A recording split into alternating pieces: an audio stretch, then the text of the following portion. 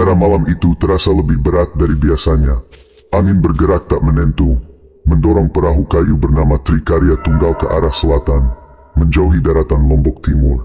Di atas geladak, 12 nelayan berdiri berderet seperti bayangan hitam di bawah langit tanpa bintang. Asmayadi, sang nakoda, menatap kompas kecil di tangannya yang jarumnya mulai bergoyang aneh, seolah kehilangan arah. Di ufuk barat, garis gelap laut dan langit menyatu tanpa batas. Ia tidak pernah suka laut yang sunyi. Dalam pengalaman panjangnya melaut, laut yang tenang justru pertanda bahaya. Biasanya beberapa jam sebelum badai, permukaan air akan menjadi datar, burung-burung menjauh, dan angin berhenti seperti menahan napas.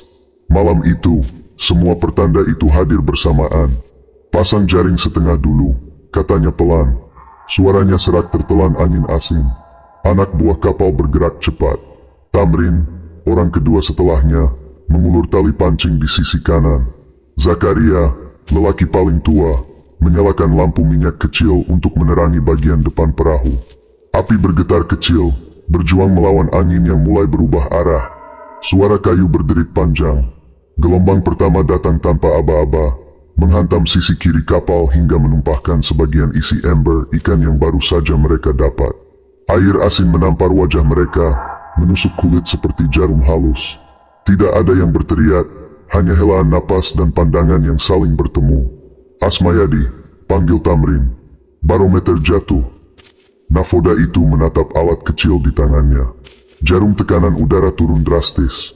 Ia tahu apa artinya. Ikat semua barang. Kita siap-siap, katanya datar. Langit tiba-tiba membelah diri dengan kilatan cahaya putih. Dalam sekejap, mereka melihat wajah satu sama lain, penuh keringat dan air laut. Lalu semuanya gelap lagi. Suara petir menggema di kejauhan, menandakan badai besar datang lebih cepat dari yang mereka duga. Asmayadi menarik napas panjang. Kita sudah terlalu jauh. Kalau balik sekarang, arus akan makan kapal ini. Zakaria menunduk, memegang tali yang mulai basah. Berarti kita hadapi saja, nakoda. Dan badai pun menelan suara mereka. Gelombang datang berlapis, tinggi seperti tembok. Trikarya Tunggal menukik lalu menanjak seperti hewan yang berusaha melawan maut.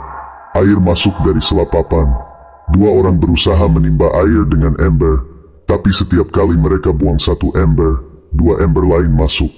Adharuddin memegang tiang utama, tubuhnya berayun keras. Nakoda, kayu retak. Asmayadi berlari ke depan, memeriksa lambung. Di bawah pijakannya, ia bisa merasakan getaran patahan. Ia tahu mereka punya waktu tak lebih dari beberapa menit sebelum kapal itu menyerah. Ambil pelampung.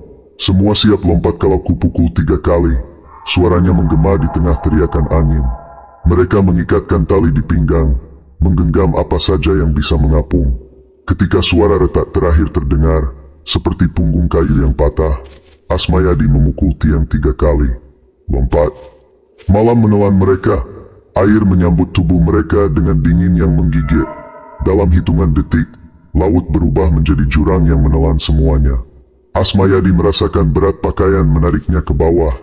Ia menendang keras, mencari udara. Saat kepalanya muncul ke permukaan, yang ia lihat hanya serpihan papan dan wajah-wajah yang samar diterangi kilat. Jangan lepas satu sama lain. Ia berteriak sekuat tenaga. Mereka berenang mendekat, membentuk lingkaran kecil di tengah laut. Arus deras membuat tubuh mereka saling menabrak, tapi tidak ada yang melepas genggaman. Laut seperti ingin memisahkan mereka satu persatu. Tamrin menoleh ke arah timur, melihat kilatan samar di kejauhan. Nakoda, ada cahaya. Asal jangan halusinasi, sahut seseorang di sebelahnya. Namun cahaya itu nyata. Sekilas seperti pantulan petir, tapi tidak hilang. Asmayadi menatap tajam. Itu daratan. Semua ke arah sana. Mereka mulai berenang. Ombak terus memukul dari arah belakang. Satu persatu mereka kehilangan tenaga. Wildan yang paling tua mulai terseret arus. Asmayadi kembali menolongnya, menarik tangannya dengan sisa tenaga. Setiap menit terasa seperti sejam. Air asin masuk ke mulut, membakar tenggorokan. Terus, sedikit lagi, teriaknya. Mereka berenang tanpa tahu jarak yang tersisa. Yang mereka tahu hanya satu hal, berhenti berarti mati. Sekitar 2 jam kemudian, ombak menghantam keras ke sesuatu yang berbeda. Pasir. Tamrin yang pertama menyadarinya. Ia merangkat, terengah-engah, lalu rebah dengan wajah menempel di tanah basah. Satu persatu tubuh lain muncul dari kegelapan, terseret ombak ke tepi. Mereka tak bersuara, hanya terbaring, mendengarkan suara air yang memukul pantai dengan irama lembut, seolah laut meminta maaf atas kekejamannya. Asmayadi menoleh ke langit. Tidak ada bintang, hanya kabut tipis dan aroma tanah basah. Kita hidup, katanya lirih. Wildan membuka matanya pelan. Pulau apa ini? Tidak ada yang tahu jawabannya. Hanya ada pasir putih, pohon yang tampak seperti bayangan di kejauhan, dan udara yang menenangkan tapi aneh. Seolah-olah pulau itu tidak pernah bernama. Malam itu mereka tidur tanpa api, tanpa atap, hanya dengan tubuh saling menempel untuk menghangatkan diri. Sebelum matanya tertutup, Asmayadi masih sempat berbisik. Terima kasih, Allah, setidaknya kami masih utuh 12 orang. Namun laut belum selesai dengan mereka. Dalam gelap yang tenang, ada sesuatu yang bergerak di antara pepohonan. Daun-daun berdesir tanpa angin, dan suara langkah samar terdengar di pasir. Tidak ada yang tahu apakah itu hanya hewan malam atau sesuatu yang lain, tapi setiap orang yang masih sadar memilih diam. Pulau itu mungkin menyelamatkan mereka, tapi juga bisa menjadi ujian yang lebih berat dari badai manapun. Mereka tidak tahu, esok hari akan menjadi awal dari kisah yang akan mengubah hidup 12 nelayan sederhana itu selamanya. Ketika fajar perlahan naik di balik pepohonan kelapa yang tinggi, aroma asin laut bercampur dengan bau tanah lembab menyelimuti udara. 12 nelayan itu terbangun satu persatu, masih dengan pakaian basah dan tubuh yang menggigil. Tidak ada suara mesin kapal, tidak ada riuh suara pasar ikan yang biasa mereka dengar di Tanjung Luar. Hanya desiran ombak dan kicau burung yang entah dari mana datangnya. Asmayadi duduk bersandar di batu besar, menatap laut yang tadi malam hampir menelan mereka. Sisa papan kapal Trikarya Tunggal terlihat terombang-ambing di kejauhan, seperti tanda kecil dari dunia yang baru saja mereka tinggalkan. Ia menunduk, mencoba mengingat arah daratan. Tidak ada kompas, tidak ada alat navigasi, hanya ingatan samar tentang posisi bintang yang kini tertutup awan. Tamrin berjalan menghampiri, menatap wajah Nafoda yang masih basah oleh air laut yang belum kering. Kapal kita sudah habis, katanya pelan. Aku tahu, jawab Asmayadi tanpa menoleh. Kita harus cari air dan tempat berteduh. Kalau benar pulau ini tidak berpenghuni, maka kita hanya bisa mengandalkan diri sendiri. Zakaria, lelaki tua yang paling berpengalaman setelah Asmayadi, mulai merangkak menyusuri pasir, meninggalkan jejak kaki yang dalam. Ia melihat ke arah pepohonan dan menandai beberapa pohon kelapa yang tampak muda. Ada kelapa muda, setidaknya kita tidak akan mati kehausan hari ini, katanya sambil tersenyum pahit. Satu persatu mereka bangkit, tubuh lelah diseret oleh rasa ingin hidup. Wildan yang paling tua berjalan paling lambat, kakinya masih berdarah karena luka dari serpihan papan kapal. Atharuddin dan Iwan membantu memapahnya ke tempat yang lebih tinggi, dekat semak belukar. Dari sana mereka bisa melihat sebagian besar pantai. Pulau itu tampak kecil tapi padat vegetasi. Di kejauhan, burung-burung laut berputar di atas tebing batu, menandakan ada sumber air tawar di sekitar sana. Kalau ada burung seperti itu, berarti dekat dengan sungai kecil atau genangan air, ujar Tamrin. Asmayadi mengangguk. Kita bagi 2 kelompok. Satu cari air, satu kumpulkan kelapa dan kayu kering. Jangan pergi terlalu jauh. Kita belum tahu apa yang ada di sini. Mereka segera berpencar. Langkah-langkah mereka meninggalkan bekas di pasir putih yang mulai panas. Suasana pulau begitu sepi, terlalu sunyi untuk disebut alam liar biasa. Hanya sesekali terdengar bunyi ranting patah, atau desir angin yang seperti berbisik. Beberapa jam kemudian, Tamrin dan 2 orang lainnya menemukan aliran air kecil di antara batu. Airnya jernih dan terasa segar. Mereka menandai tempat itu dengan menancapkan batang bambu yang mereka temukan di pantai. Mungkin sisa kapal lain yang karam di masa lalu. Sementara itu, kelompok Asmayadi menemukan sesuatu yang lebih mengejutkan. Bekas perapian lama. Arang sudah berubah menjadi abu, namun bentuk lingkarannya masih jelas. Ini bukan dibuat hewan, kata Asmayadi. Ada manusia di sini, Atharuddin jongkok memeriksa tanah di sekitarnya. Ada bekas tapak kaki yang sudah tertutup sebagian oleh pasir. Ukurannya kecil, mungkin milik seorang anak atau perempuan. Tapi bentuknya aneh, jarak antar langkah terlalu rapat, seperti orang yang berjalan sangat pelan atau menyeret kaki. Mereka saling berpandangan. Kalau pulau ini tak berpenghuni, siapa yang membuat api ini? Tanya Tamrin. Tidak ada yang menjawab. Asmayadi menatap lekat abu yang sudah dingin itu. Kita tidak sendirian, katanya lirih. Menjelang sore, semua berkumpul di tempat yang mereka jadikan tenda darurat dari daun kelapa dan jaring sobek. Wildan duduk diam, menatap air laut yang surut. Di tangan tuanya, ia menggenggam sesuatu yang ditemukan Tamrin dari dekat perapian. Potongan kecil kain dengan pola anyaman biru. Tidak tampak seperti milik mereka. Ini bukan dari kapal kita, katanya perlahan. Bahan ini terlalu halus, seperti kain baju perempuan kota. Suasana langsung berubah hening. Angin sore bertiup membawa suara ombak yang berulang seperti mantra. Satu persatu mereka menatap kain itu, seolah benda kecil itu membawa makna besar. Asmayadi menatap ke arah pepohonan. Besok kita jelajahi bagian tengah pulau. Aku ingin tahu siapa atau apa yang tinggal di sini. Kalau orang, kenapa mereka tidak muncul? Tanya Iwan. Mungkin mereka takut, atau mungkin mereka hanya menunggu kita. Jawabnya datar. Malam turun perlahan. Api kecil mereka menyala, menciptakan bayangan yang menari di atas pasir. Suara jangkrik mulai terdengar, bersaing dengan deru ombak yang pelan. Di antara suara itu, kadang terdengar langkah halus di semak-semak. Tak ada yang berani menegur. Wildan berbisik pelan, "Kau dengar?" Tamrin menegakkan kepala. "Apa?" "Langkah, seperti orang berjalan di sekitar kita." Mereka semua terdiam. Api menyala redup, menyinari wajah-wajah tegang yang tak berkedip. Dalam cahaya oranye, Asmayadi melihat sesuatu bergerak di balik batang kelapa. Cepat, tapi cukup jelas untuk menegakkan bulu kuduk. "Jaga api tetap menyala," katanya pelan. "Apapun itu, jangan tunjukkan takut." Malam itu menjadi malam pertama mereka di pulau tak berpenghuni yang ternyata menyimpan lebih banyak rahasia dari yang mereka sangka. Tidak ada badai, tidak ada hujan, hanya keheningan yang mencekik. Beberapa jam menjelang tengah malam, Asmayadi membuka mata karena mendengar suara seseorang memanggil namanya. Suara itu pelan, seperti berbisik di telinga. "Asmayadi."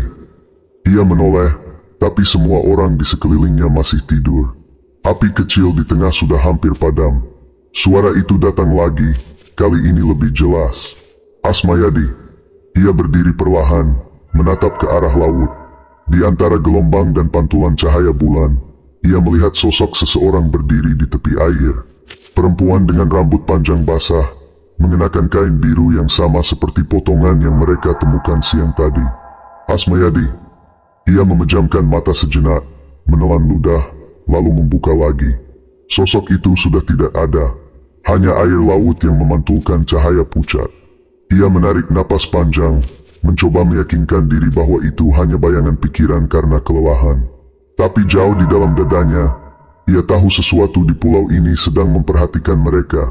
Menjelang subuh, ia duduk di dekat api yang padam, memandangi teman-temannya yang masih tertidur.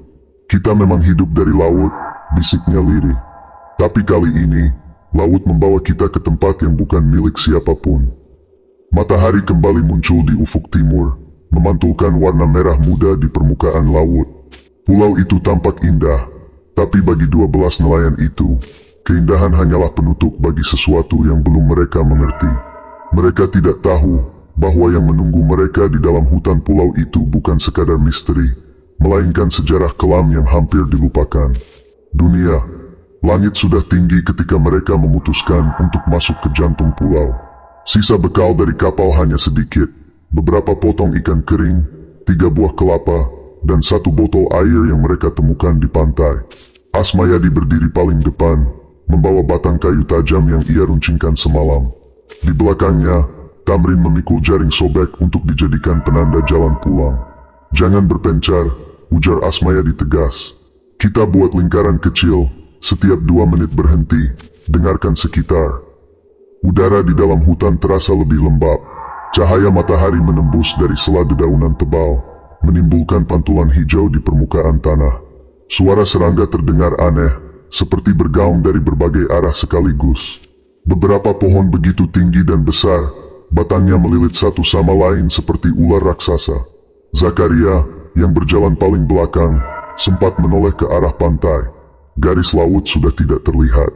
Kalau kita tersesat, jangan berharap bisa kembali cepat, katanya lirih. Tamrin menancapkan potongan kain dari jaring ke pohon besar. Aku tandai jalannya. Setiap 30 langkah, satu tanda. Bagus, jawab Asmayadi. Jangan sampai hilang arah. Semakin jauh mereka melangkah, semakin aneh suasana di sekitar. Tidak ada tanda kehidupan besar seperti babi hutan atau burung besar. Hanya suara samar seperti bisikan, datang dari arah yang tidak bisa mereka tentukan. Wildan, yang berjalan di tengah rombongan, tiba-tiba berhenti. Kau dengar, katanya pelan. Tamrin menegakkan kepala. Apa lagi? Suara anak kecil tertawa. Mereka semua menahan napas. Hutan seketika terasa membeku. Tidak ada angin, tidak ada suara ranting. Lalu suara itu terdengar lagi, kali ini lebih jelas. Suara tawa, pendek dan berulang, seperti suara anak bermain di kejauhan. Asmayadi menatap sekeliling. Tidak mungkin ada anak di sini, katanya datar. Tapi aku dengar, nak, ujar Wildan gemetar. Dari arah sana. Ia menunjuk ke arah semak lebat di sisi kiri. Asmayadi mendekat perlahan, menyingkap ranting. Tidak ada siapapun. Hanya tanah lembab dengan jejak kecil menyerupai tapak kaki manusia. Seperti yang mereka temukan di dekat perapian kemarin. Sudah, kita lanjut saja, katanya akhirnya. Semakin kita dengar, semakin kita kehilangan akal. Mereka melanjutkan perjalanan. Setiap langkah seolah membawa mereka ke dunia lain yang lebih sunyi. Pohon-pohon menjadi lebih rapat, udara semakin dingin. Dari kejauhan terdengar gemuruh air, mungkin air terjun kecil. Setelah hampir 1 jam berjalan, mereka tiba di sebuah dataran yang lebih terbuka. Di tengahnya ada batu besar berlumut dengan ukiran aneh di permukaannya. Bentuknya seperti huruf tapi tidak mereka kenal. Tamrin mencoba menyentuhnya, namun Zakaria menahan tangannya. Jangan sembarangan, katanya. Bisa jadi itu peninggalan lama. Asmayadi menatap batu itu dalam diam. Ukiran tampak seperti wajah manusia dengan mata lebar dan mulut terbuka. Entah simbol atau peringatan. Ini bukan batu biasa, ujarnya pelan. Lihat di sekelilingnya. Di tanah sekitar batu itu terdapat beberapa susunan batu kecil berbentuk lingkaran. Seperti bekas tempat upacara, ada bekas abu lama di tengahnya. Tamrin berbisik, mungkin ini tempat orang yang membuat api di pantai. Atau tempat mereka disembunyikan, jawab Asmayadi tanpa menoleh. Mereka memutuskan berhenti sejenak untuk minum. Suara gemuruh air semakin jelas. Setelah beristirahat, 3 orang berjalan ke arah suara itu. Tak lama, mereka berteriak memanggil. Asmayadi, ada sungai kecil. Semua segera menuju ke arah suara. Di depan mereka, mengalir sungai jernih yang membelah hutan. Airnya dingin dan berwarna biru kehijauan. Mereka segera minum dan mencuci muka. Untuk pertama kalinya sejak karam, mereka merasakan sedikit lega. Namun ketenangan itu tak bertahan lama. Di seberang sungai, di balik semak, sesuatu bergerak cepat. Tamrin menatapnya sekilas, tapi terlalu cepat untuk dikenali. Ia berdiri dan berteriak, "Siapa di sana?" Tidak ada jawaban. Hanya air sungai yang mengalir. Lalu, dari balik daun, muncul sesuatu yang menggantung di dahan pohon. Selembar kain biru, sama seperti potongan yang mereka temukan di pantai. Angin membuatnya berkibar pelan. Asmayadi menyeberangi sungai dengan hati-hati, mendekati kain itu. Ia mencabutnya dari dahan, memperhatikan lebih dekat. Ada bekas sobekan di ujungnya, seperti robek karena tarikan kuat. Di bagian tengah, ada noda hitam seperti bekas terbakar. Ini sudah terlalu sering muncul, kata Tamrin. Kalau bukan kebetulan, berarti ini pesan. Pesan dari siapa? Tanya Wildan. Asmayadi tidak menjawab. Ia hanya menggenggam kain itu erat, lalu berkata, "Kita harus kembali ke pantai sebelum gelap." Perjalanan pulang terasa lebih berat. Angin bertiup dari arah berlawanan. membawa aroma tanah basah bercampur garam laut. Setiap kali mereka melewati tanda yang mereka buat sebelumnya, terdengar suara aneh seperti langkah di belakang mereka. Tapi setiap kali menoleh, tak ada apapun. Ketika matahari mulai turun, mereka akhirnya melihat cahaya laut di kejauhan. Semua merasa lega, tapi sebelum mencapai pantai, Wildan tiba-tiba berhenti. Ia menatap pohon kelapa di depan mereka dan wajahnya memucat. Aku menandai pohon ini pagi tadi, katanya gemetar. Tapi kenapa di atasnya ada bendera merah? Semua menatap ke arah pohon itu. Di ujung batang kelapa, tergantung sepotong kain merah kecil, berkibar perlahan tertiup angin. Tidak ada yang tahu siapa yang menaruhnya. Tamrin mundur satu langkah. Itu bukan dari kita, katanya pelan. Asmayadi menatap lama pada kain itu, lalu menoleh pada laut yang mulai berwarna oranye. Kita tidak sendirian, dan sepertinya sesuatu di pulau ini ingin kita tahu bahwa mereka melihat. Mereka melanjutkan langkah dengan diam. Setiap bayangan yang bergerak membuat mereka waspada. Api di pantai sudah padam, meninggalkan hanya asap tipis. Malam kembali datang, membawa keheningan yang terasa seperti mata yang mengintai. Ketika semua sudah berbaring mencoba tidur, suara itu muncul lagi. Kali ini bukan tawa anak kecil, melainkan suara perempuan bernyanyi pelan di kejauhan. Melodi yang asing, tapi indah sekaligus membuat bulu kuduk berdiri. Asmayadi, suara itu bergetar lembut, memanggil namanya di antara hembusan angin malam. Nafoda itu membuka mata perlahan, menatap langit tanpa bintang, dan tahu satu hal pasti. Rahasia pulau ini baru saja mulai memperlihatkan wajahnya. Asmayadi terbangun dini hari, matanya terbuka lebar menatap langit gelap yang mulai berubah kelabu. Suara ombak memukul pantai terdengar berirama, tapi di antara suara alam itu, masih ada gema samar seperti nyanyian yang ia dengar semalam. Perlahan, ia bangun dan melangkah keluar dari lingkaran api yang padam. Angin pagi membawa bau laut yang tajam bercampur lembab tanah. Di tepi pantai, ia melihat sesuatu bergerak. Sekilas tampak seperti sosok perempuan berdiri menghadap laut. Rambut panjangnya terurai, ujung gaunnya menari tertiup angin. Asmayadi memicingkan mata, tapi ketika ia mendekat, sosok itu hilang seolah lenyap bersama kabut. Asmayadi, kau kemana? Suara Zakaria memanggil dari belakang. Ia menoleh cepat. Tidak apa-apa, aku kira melihat sesuatu di sana. Zakaria melangkah mendekat. Semalam aku juga dengar suara perempuan bernyanyi, tapi aku pikir hanya mimpi. Tidak, itu nyata, jawab Asmayadi lirih. Dan aku rasa, apapun itu, sedang memperhatikan kita. Setelah semua bangun, mereka berkumpul di sekitar api baru yang menyala kecil. Tamrin mencatat di pasir arah matahari dan posisi bukit. Ia berusaha membuat peta kasar agar tidak kehilangan arah lagi. Kalau benar pulau ini tidak tercatat di peta, katanya, mungkin ada alasan kenapa tak seorang pun pernah mendarat di sini. Wildan mengangguk, menatap ke arah bukit batu di ujung barat pulau. Kemarin waktu aku mencari kayu, aku lihat seperti ada lorong di tebing itu. Seperti gua. Gua? Asmayadi menatapnya tajam. Kau yakin? Wildan mengangguk pelan. Ada bau garam pekat dari dalamnya, tapi juga bau busuk, seperti bangkai lama. Suasana mendadak hening. Tamrin memecah diam itu. Mungkin itu tempat persembunyian seseorang, atau hewan. Kalau ada gua, kata Asmayadi, kita harus memeriksanya. Tapi bukan hari ini. Kita harus siapkan senjata, obor, dan tanda jalan dulu.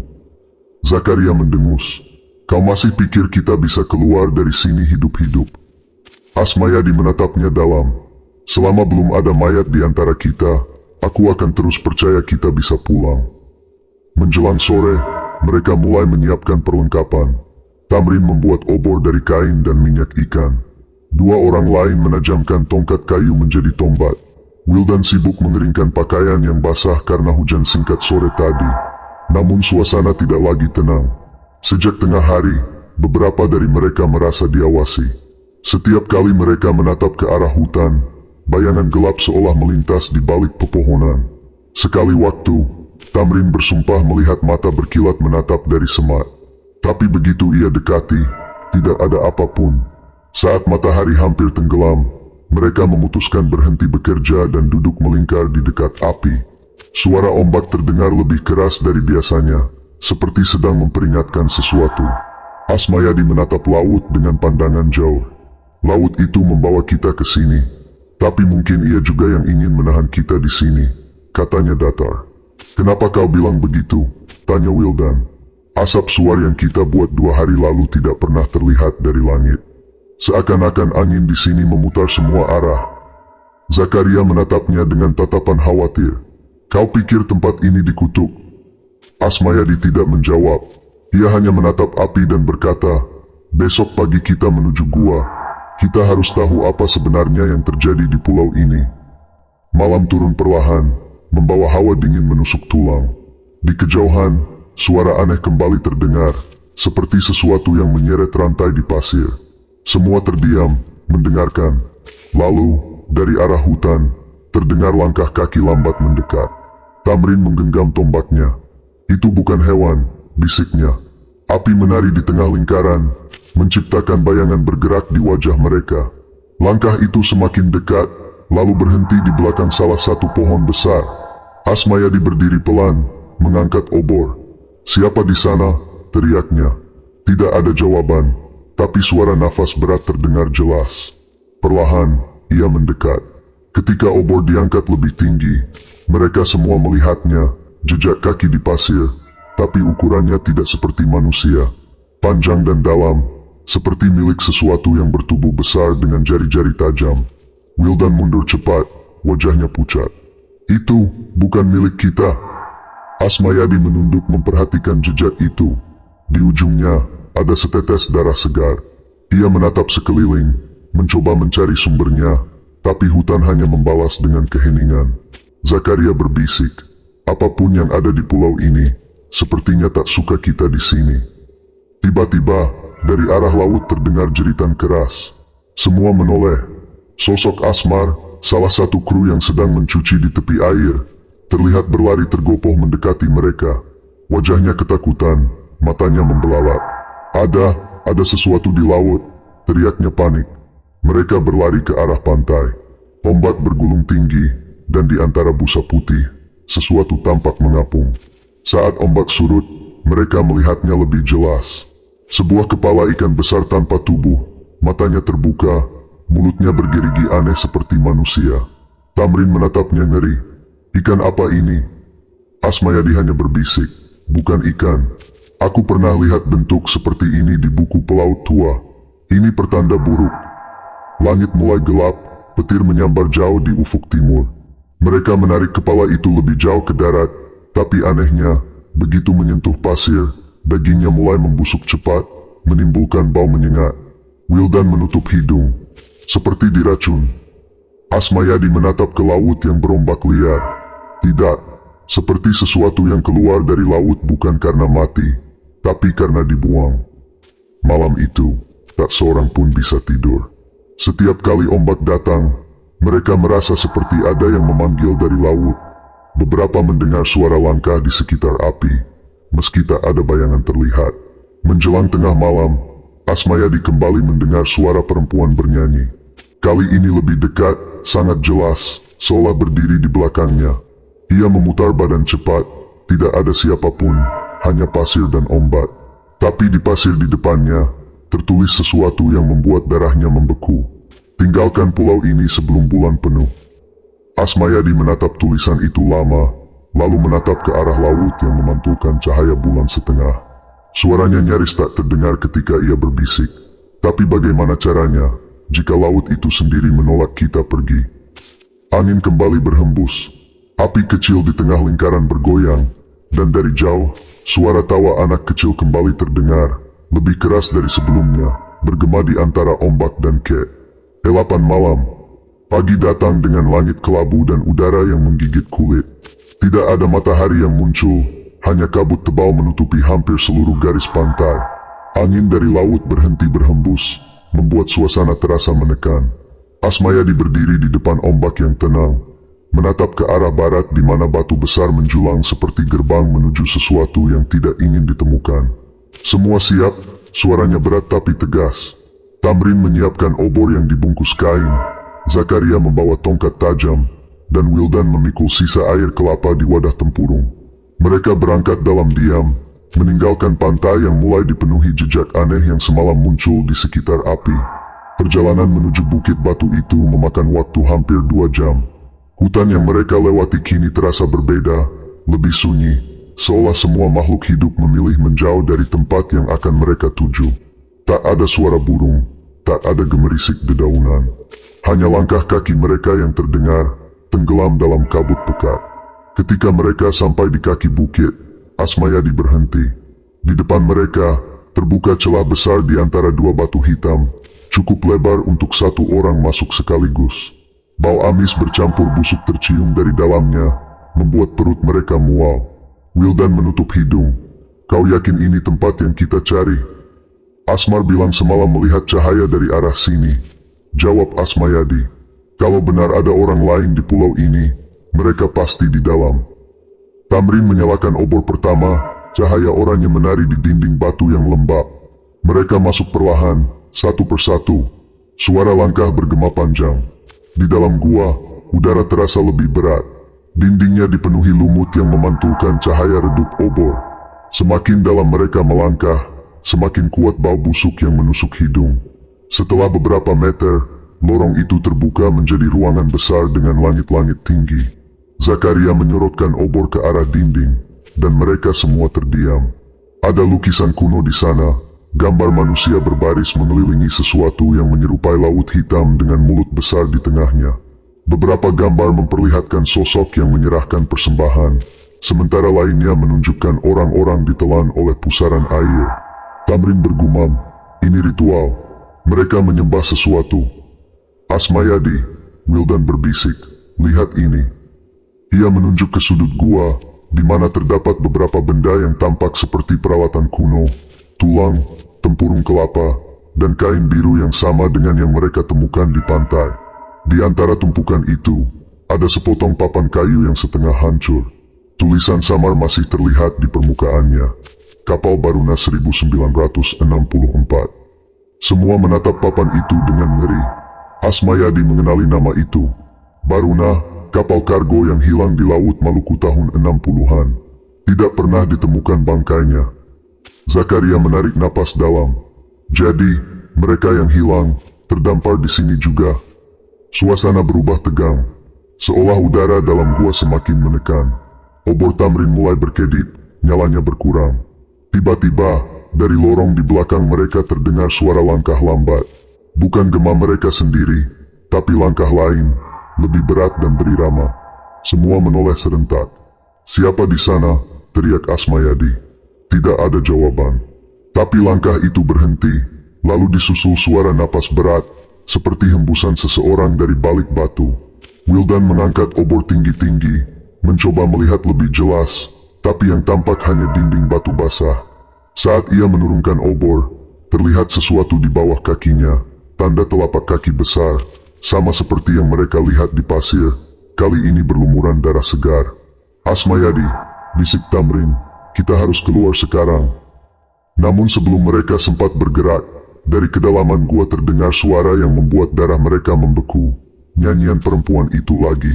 Kali ini jauh lebih jelas, bergema di antara batu, dengan bahasa yang tidak mereka pahami. Zakaria menutup telinganya. "Itu bukan manusia," teriaknya panik. Asmayadi memegang obornya erat. "Lari!" Mereka berlari ke arah pintu gua, tapi kabut tebal mulai masuk dari luar. Cahaya obor bergetar, seolah udara di dalam menyerap apinya. Suara nyanyian berubah menjadi teriakan panjang, lalu terdengar sesuatu yang jatuh keras di belakang mereka, seperti batu besar digulingkan. Wildan menoleh dan berteriak. Seseorang menutup pintunya. Benar, mulut gua perlahan tertutup oleh batu besar yang bergeser dari atas. Asmayadi berlari sekuat tenaga dan menancapkan tongkat kayu ke sela batu, menahannya agar tidak menutup sepenuhnya. "Cepat keluar!" Satu persatu mereka merangkak keluar, dan tepat ketika Asmayadi melewati celah terakhir, batu itu jatuh sepenuhnya, menutup gua dengan suara menggelegar. Semua terbaring di tanah, terengah-engah. Asap dari obor yang padam menempel di pakaian mereka. Tamrin memegangi dadanya. "Apa itu tadi?" Asmayadi menatap gua yang kini tertutup rapat. Entah siapa yang tinggal di dalam, tapi mereka tidak ingin kita tahu. Sore itu, kabut mulai menipis. Dari arah laut, terdengar suara petir jauh di langit. Mereka berjalan pulang ke pantai dengan langkah berat. Tak ada yang berbicara, seolah masing-masing masih mendengar gema nyanyian dari dalam gua. Saat mereka hampir tiba di pantai, Zakaria berhenti tiba-tiba. Ia menunjuk ke tanah. Lihat, di pasir, tepat di tempat mereka membuat api semalam, kini berdiri batu kecil yang sebelumnya tidak ada. Di atasnya tergantung sepotong kain merah, diikat rapi seperti tanda. Wildan menelan ludah. Itu bukan kita yang menaruh. Asmayadi mendekat, melihat tulisan kecil di atas batu, tertulis dengan darah yang sudah kering. Mereka tidak pergi. Asmayadi menatap laut yang kini berwarna gelap dan bergelombang besar. Kalau mereka tidak pergi, katanya pelan, mungkin itu berarti mereka masih di sini. Dan entah kenapa, semua tahu ia tidak sedang berbicara tentang manusia. Malam tiba dengan hujan deras. Ombak menghantam keras, memecah di tepi pantai. Dalam kilat sesekali, mereka melihat bayangan tinggi berdiri di ujung karang, seolah mengamati perkemahan mereka. Tak ada yang berani bersuara. Asmayadi duduk di depan api, matanya tak lepas dari laut. Dalam hatinya, ia tahu satu hal, pulau ini tidak hanya memenjarakan mereka secara fisik, tapi juga sedang menguji kewarasan mereka satu persatu. Dan di kejauhan, dari balik gelap yang menyatu dengan laut, suara nyanyian itu kembali terdengar. Kali ini tak lagi lembut, melainkan seperti ratapan panjang yang memanggil nama mereka satu persatu. Malam itu berlangsung lama seperti tidak pernah berakhir. Hujan berhenti menjelang subuh, tapi langit tetap kelam. Kabut laut menggantung di udara, membuat pandangan terbatas hanya beberapa langkah ke depan. Satu persatu, anggota yang masih hidup bangun dengan wajah pucat, mata mereka cekung karena kurang tidur. Asmayadi duduk di tepi api yang hampir padam. Di tangannya, ia menggenggam kain merah yang tadi malam tergantung di batu. Bekas tulisan darah di atasnya sudah pudar karena hujan, tapi bentuknya masih terbaca samar. Ia tidak berkata apapun, hanya menatap laut yang tampak tenang tapi menyimpan sesuatu di baliknya. Tamrin mendekat sambil membawa wadah air kelapa. Aku pikir ini cuma mimpi buruk panjang, katanya pelan. Tapi setiap hari di pulau ini rasanya seperti tenggelam makin dalam. Asmayadi menatapnya sekilas. Kau masih ingat tulisan di gua? Tamrin mengangguk. Mereka menyembah sesuatu di laut. Dan sesuatu itu belum pergi. Menjelang siang, kabut mulai menipis, memperlihatkan bagian timur pulau yang belum mereka jelajahi. Asmayadi memutuskan untuk memeriksa tempat itu bersama Tamrin dan Wildan, sementara dua orang lain menjaga perkemahan. Mereka berjalan menyusuri pantai, melewati bebatuan tajam yang menjorok ke laut. Setelah hampir 1 jam berjalan, mereka menemukan sesuatu yang tak pernah mereka lihat sebelumnya. Sebuah teluk kecil yang tersembunyi di balik tebing. Di sana, air laut berwarna lebih gelap, hampir hitam. Ombaknya tenang, tapi setiap beberapa menit muncul pusaran kecil di permukaan, seperti sesuatu yang berputar dari dasar laut. Wildan melempar sebatang kayu ke tengah pusaran. Kayu itu berputar cepat lalu menghilang, tertarik ke bawah tanpa suara. Tamrin menatap ngeri. Kau lihat itu? Lautnya hidup. Asmayadi berjongkok, memperhatikan garis pantai. Ada batu-batu tersusun melingkar seperti pola yang sama di gua. Di tengahnya terdapat bekas tiang kayu patah dengan ujung hangus. Mereka melakukan ritual di sini, katanya. Mungkin tempat pengorbanan. Wildan berbisik. Kau pikir korban itu manusia? Asmayadi tidak menjawab. Ia hanya menunjuk sesuatu yang separuh terkubur di pasir. Sebuah rantai karat panjang yang ujungnya masih tertancap di batu. Saat mereka tarik, ujung lainnya tersambung pada gelang besi besar, cukup untuk mengikat seseorang. Tamrin mundur perlahan. Mereka bukan menyembah laut, Asmayadi. Mereka memberi makan sesuatu yang tinggal di sana. Suasana mendadak mencekam. Angin berhenti, dan suara laut menghilang. Dari dalam pusaran hitam itu, muncul gelembung besar di permukaan. Air bergolak, lalu tenang lagi, seolah sesuatu baru saja bergerak di kedalaman. Asmayadi menatapnya tanpa berkedip. Kita harus pergi sekarang. Mereka berlari kembali menuju perkemahan. Tapi begitu sampai, sesuatu yang lebih buruk menanti mereka.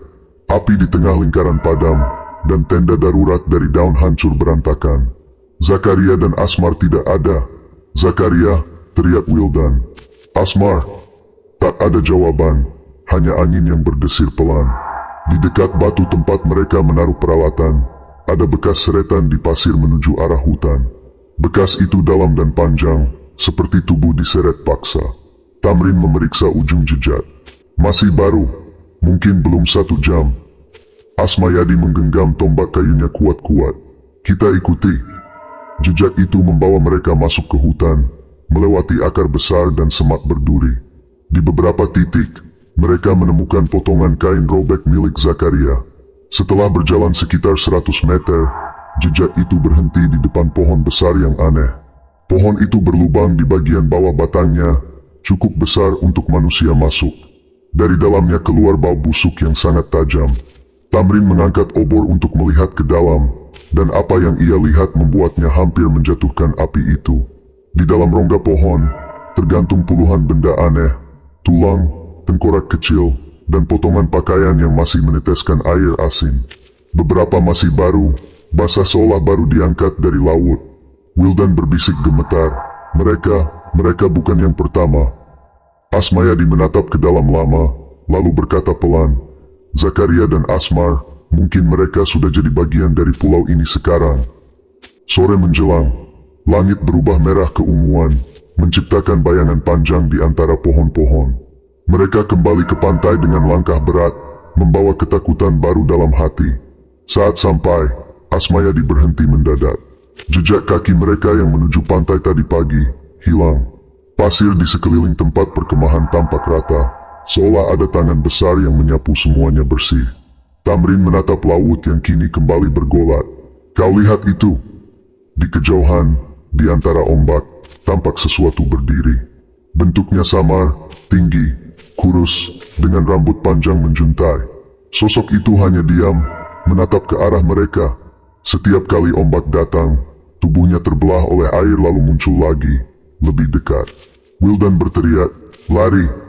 Mereka berlari ke arah hutan, tapi suara laut kini berubah menjadi gemuruh berat. Seolah ribuan suara bergabung jadi satu, memanggil mereka kembali. Kembali, suara itu menggema dari segala arah. Asmayadi berbalik sebentar, dan ia melihat sesuatu yang tidak bisa ia lupakan. Di atas batu karang, berdiri 2 sosok yang sangat ia kenal. Zakaria dan Asmar. Wajah mereka pucat, mata kosong, dan mulut terbuka lebar seperti sedang tersenyum. Air menetes dari rambut mereka, dan di tangan masing-masing menggenggam potongan kain merah. Asmayadi. Suara mereka bergema bersamaan, datar dan pelan. Kau sudah terlambat. Hujan tiba-tiba turun deras. Angin mengamuk. Sosok-sosok itu perlahan tenggelam dalam ombak, lenyap seolah tak pernah ada. Malam datang cepat. Mereka berlindung di tepi hutan, membuat api kecil yang hampir tidak bisa melawan angin. Tamrin duduk diam, menatap api tanpa bicara. Wildan gemetar, menahan tangis. Asmayadi memandangi laut yang kini hitam legam, lalu berkata dengan suara rendah, kita tidak sedang terdampar di pulau kosong. Kita sedang berada di tempat yang dikutuk, tempat semua yang mati di laut datang kembali. Tamrin menatapnya, suara nyaris tak terdengar. Lalu apa yang kita lakukan sekarang? Kita tunggu sampai fajar. Kalau laut masih marah, kita akan menuju sisi barat lagi. Mungkin ada jalan keluar dari sana. Tapi di dalam hati Asmayadi tahu, fajar mungkin tidak akan membawa keselamatan. Karena di pulau ini, waktu sendiri seolah berhenti, dan setiap hari terasa seperti pengulangan dari sesuatu yang sudah lama terjadi. Kutukan yang tidak pernah berakhir. Ketika api mulai meredup, suara nyanyian itu kembali terdengar. Kini tak lagi berasal dari laut, melainkan dari hutan di belakang mereka. Suaranya semakin dekat, semakin jelas, sampai terdengar seperti bisikan di telinga. Kau tidak akan pergi. Asmayadi menatap api terakhir yang padam di hadapannya, dan dalam gelap itu, ia tahu, apapun yang terkubur di pulau ini, kini telah bangun. Pagi itu langit tampak bersih, namun angin membawa hawa yang berbeda. Tak ada lagi yang tersisa di pulau itu selain tumpukan kayu terbakar, jejak kaki di pasir, dan beberapa tulang belulang yang sulit dikenali. Setelah seminggu penuh penderitaan, dari 12 orang yang awalnya terdampar, hanya 3 yang berhasil bertahan hidup. Mereka adalah Bima, Togar, dan Yudi. Tubuh mereka kurus, kulit menggelap, mata cekung, namun sorotnya tetap tajam. Kapal penyelamat yang ditemukan secara tidak sengaja oleh nelayan akhirnya membawa mereka kembali ke peradaban. Tapi kepulangan itu bukan akhir dari cerita. Itu adalah awal dari misteri yang jauh lebih besar. Di kapal penyelamat, Bima terus menatap laut dengan tatapan kosong. Ombak memantul di matanya seperti cermin dari masa lalu. Ia menggumam pelan, "Aku masih bisa mendengar mereka." Suara langkah di pasir itu. Yudi yang duduk di sebelahnya langsung menatap heran. "Langkah siapa?" "Tidak ada siapa-siapa lagi di sana, Bim. Semua sudah tiada." Namun malam hari, saat kapal mereka melewati perairan tempat mereka pernah terdampar, Yudi terbangun oleh suara ketukan di lambung kapal. 3 kali, pelan tapi jelas, seperti seseorang dari bawah kapal yang mencoba memberi tanda. Ia membangunkan Togar dan Bima, tapi ketika mereka memeriksa, tidak ada apapun. Laut tenang, bulan menggantung di langit, dan kapal melaju tanpa hambatan. Namun perasaan itu tidak hilang. Ketika mereka tiba di pelabuhan, para penyelidik langsung meminta keterangan. Kisah yang mereka ceritakan membuat bulu kuduk berdiri. Mereka menceritakan bagaimana mereka kehilangan satu persatu teman mereka, mendengar suara-suara yang tak terlihat, dan menemukan tanda-tanda aneh di batu karang yang tidak pernah mereka pahami. Sebuah tim arkeologi dan ilmuwan dari universitas lokal akhirnya dikirim untuk meneliti pulau tersebut. Ketika tim itu kembali, mereka membawa kabar mengejutkan. Pulau itu tidak tercatat dalam peta navigasi modern, padahal posisi geografisnya seharusnya tampak jelas di koordinat. Lebih aneh lagi, pulau itu telah tenggelam sebagian, seolah-olah alam sendiri ingin menghapus keberadaannya. Namun dari foto udara terakhir, tampak bekas struktur batu yang menyerupai lingkaran besar di tengah pulau. Para ilmuwan menduga itu mungkin peninggalan kuno, tetapi tidak satu pun yang bisa memastikan asal-usulnya. Batu-batu itu mengandung material yang tidak biasa, seperti telah terbakar dari dalam, bukan dari luar. Togar, yang mencoba menjalani hidup normal, mulai sering bermimpi buruk. Ia melihat bayangan rekan-rekannya berdiri di tepi pantai dengan mata kosong, seolah memanggilnya. Setiap kali terbangun, ia mendapati pasir basah di lantai kamarnya, meski ia tinggal jauh dari laut. Yudi, yang paling rasional, mencoba mengabaikan semua hal itu. Ia menulis pengalaman mereka dalam bentuk catatan harian untuk diberikan pada penyelidik. Namun ketika penyelidik membuka buku itu beberapa minggu kemudian, halaman-halamannya kosong. Tulisan tinta hitam yang sebelumnya jelas terbaca telah memudar, hanya meninggalkan bekas samar seperti debu. Sementara itu, Bima menghilang. Rumahnya ditemukan terbuka dengan lampu masih menyala, dan di atas meja, ada satu benda yang membuat polisi terdiam, sebuah potongan batu dari pulau itu. Di permukaannya terukir simbol yang sama seperti yang mereka lihat di malam sebelum badai datang. Beberapa hari kemudian, seorang nelayan melapor melihat sosok pria berdiri di tepi karang tempat dulu kapal mereka karam.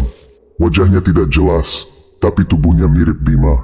Saat nelayan mencoba mendekat, sosok itu perlahan melangkah ke laut dan lenyap tanpa jejak. Kasus 12 orang terdampar di pulau tak berpenghuni, kemudian resmi ditutup sebagai tragedi kecelakaan laut. Namun bagi mereka yang tahu lebih dalam, pulau itu bukan sekadar daratan kosong. Ia adalah sesuatu yang hidup, sesuatu yang menunggu. Bahkan hingga kini, kadang para nelayan yang melintas di perairan itu melaporkan hal aneh. Suara teriakan dari kejauhan, cahaya aneh di bawah air, dan kadang, bayangan kapal tua yang muncul lalu menghilang begitu saja. Mereka menyebut tempat itu dengan nama baru, pulau yang tidak mau ditemukan.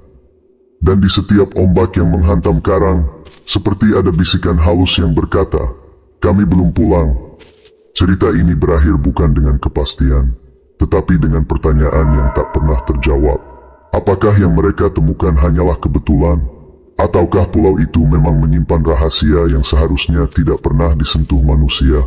Entah bagaimana, kisah 12 orang itu kini menjadi legenda di kalangan pelaut.